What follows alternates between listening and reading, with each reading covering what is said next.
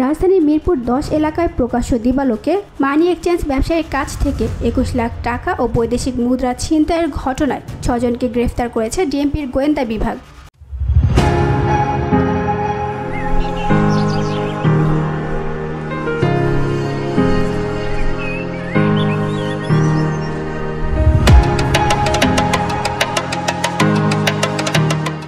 27 মে সকালে money exchange ব্যবসায়ী রাসেল ও তার ভগ্নিপতি জাহিদুল বাসা থেকে 21 লাখ টাকা নিয়ে ব্যবসা প্রতিষ্ঠানে যাচ্ছিলেন। পথে 4টি মোটরসাইকেলে আসা 7 থেকে 8 জন মুখোশধারী ডাকাত তাদের থামিয়ে পিস্তল ও চাপাতির মুখে টাকা ছিনিয়ে নেয়। জাহিদুল প্রতিরোধের চেষ্টা করলে তাকে গুরুতর জখম করে ডাকাতরা পালিয়ে যায়।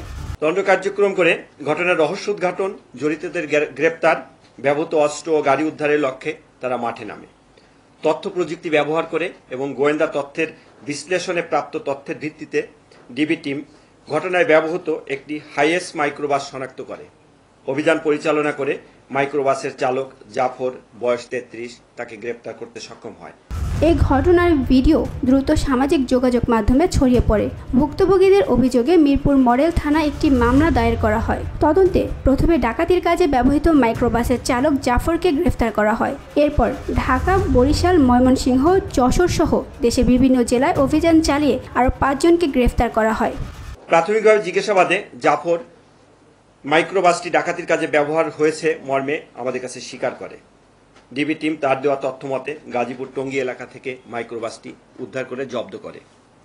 এছাড়া তথ্য প্রযুক্তি চূড়ান্ত বিশ্লেষণে প্রাপ্ত তথ্যের ভিত্তিতে ডিবির একাধিক টিম একই সাথে বিভিন্ন স্থানে অভিযান পরিচালনা করে ডাকাতির সাথে সরাসরি জড়িত ডাকাত দলের মূল পরিকল্পনাকারী জলিল মোল্লা সহ অপরাপর ডাকাত সদস্য মোস্তাফিজ, পলাশ, দীপু, সোহাগ সহ মোট 6 জনকে গ্রেপ্তার করতে সক্ষম হয়।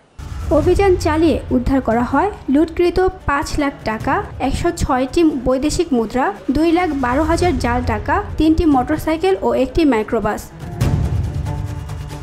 গ্রেফতারকৃতরা এর আগেও স্বর্ণ ও টাকা সহ একাধিক ডাকাতির সঙ্গে জড়িত থাকার কথা স্বীকার করেছেন। BOD Bangla news desk.